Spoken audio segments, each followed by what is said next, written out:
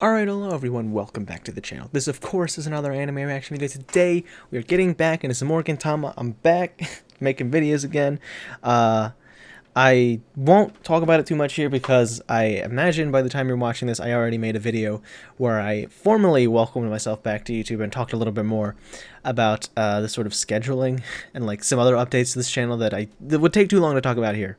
But it still wouldn't hopefully be too long. I'm still trying to figure out in my head what I want to say for that. By the time you're watching this video, I've already uploaded that probably, but as of this recording, I haven't even begun to like figure out in my head exactly what I want to say for that video. But regardless, I'm back here with Gintama. While I was gone, I got a different phone, not a new phone, a different phone. And I'm using different software for using the phone camera as my camera for recording this. I don't know how much difference it actually makes because it's my first time using this because I discovered it while I was on break. But other than that, I've mostly just been hanging out. I've been reading a lot of the Invincible comics. I played Deltarune Chapter 2. And I've just spending like the past few days just like hanging out in Discord talking with one of my friends who's also super into like Undertale and Deltarune. And we've just been talking about like theories and shit for Deltarune. So that's been a good time. So it was so weird because I decided to do a break last Sunday, and then like on Wednesday there was a tweet from Toby Fox saying, by the way, chapter 2 of Deltarune this Friday. So I spent Friday replaying Deltarune. I got to replay Undertale, and then Saturday I played Deltarune Chapter 2 and spent the next few days just like theorizing and shit. But that's completely off topic. For this video, if you didn't already noticed, I'm doing one episode. I was also two things actually. I was supposed to be technically starting back with Banana Fish because that was the last thing outside of Eden Zero that I had to do next at the time. But I decided, hey, since I'm back, I'm gonna start back. My return will be with first off Eden Zero because that's is rotation exempt weekly thing, and I'm already late on putting that up because that was supposed to be on last Sunday, but we don't talk about that. But then after that, it should have been Gintama. Or not Gintama, Banana Fish, but it's Gintama because Gintama is what started this whole reaction thing, so I might as well start my comeback from my hiatus with it. But also one episode because this is already going too long.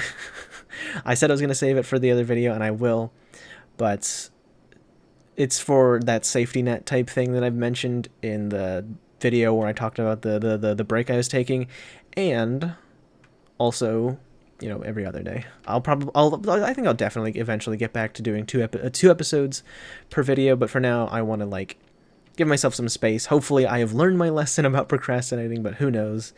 Honestly, I'm basically playing it by ear here. I have no idea what I'm doing, so forgive me if things don't work out or if things go wrong, you know. But wish me luck, I guess. Either way, let's get started with episode 111 of Gintama. As always, links down in the description below to either Big Shoot or Pixel Drain will take you to the full-length uncut reaction for this episode, so go ahead and follow one of those links, then you can come back to YouTube for the discussion. Without further ado, let's get started with episode 111 of Gintama. You know, I was surprised we got two pretty wholesome one wholesome episode, two segments. It was a two-parter, but it was just one episode. I was surprised by how wholesome these were. I'm not going to go back and try to find Katsura. I only saw him once, and that was it. But, you know, the first half was... It was a lot of the comedy was basically, an effeminate, like, male host and a drag queen. They start dating. Ain't that wacky, you know? But, you know, all things considered, that was a surprisingly, you know, really wholesome bit. It was two people... It was two odd folk, I guess you could say, finding love. And even though, again, like I said, a lot of the joke is like, haha, ain't that wacky? It's weird because they're different type thing, but it was, despite that, it was still like taking it down to like its core. It was a sweet thing. It was a wholesome thing that ended up pretty happy. So I kind of really appreciated it. It was a fun, interesting little thing. But the second half was a lot more straight up wholesome, you know? Spent a while doing some jokes at the beginning, but then we just have a montage of Kagura going through all of these like different like emotions with this umbrella, and I don't know what it was about it, but it was just so good. This is one of those like moments where it's like, hey, remember, these are people. These are like, it's a humanizing thing. It's a small thing, and I'm sure it could be considered by maybe, I don't know, a few people out there. I doubt it's many, because if people have decided to watch Gintama long enough to get to this point, they probably love this, because it's just giving us a glimpse of the humanity of these characters. It's things like these that make us like relate to these characters and makes them feel like they're real living people, because as I mentioned in the episode, Kagura, deep down, despite everything that she's done in the show so far, she's just a little girl. She's just a little kid. She just wants to do little kid things. And that's kind of also expressed by how she wants to like play games. Like, she played Kick the Can with some people. In one of the openings, she's playing hopscotch. But even though she doesn't want to do like regular little kid things that like humans do, it's like evident of that character arc that she had, where she wanted to change who she was. She didn't want to just be like a cold-blooded murderer, back when Umibozu was first introduced as a character. Because like, but even though she is, you know, making efforts to change and be more like a human kid, more like a kid of Edo type thing. Even like in one of the openings when she was doing hopscotch, there was like a kid to the side who had like blood running down his head because she like smacked him upside the head because she wanted her turn on the hopscotch. Or is that even the right name? It's been so long since I've played hopscotch or seen hopscotch. One of those things too. Yep, there it is, called hopscotch. It's been a long time since I've thought about hopscotch. I don't know. I'm literally only 20. I'm not that old.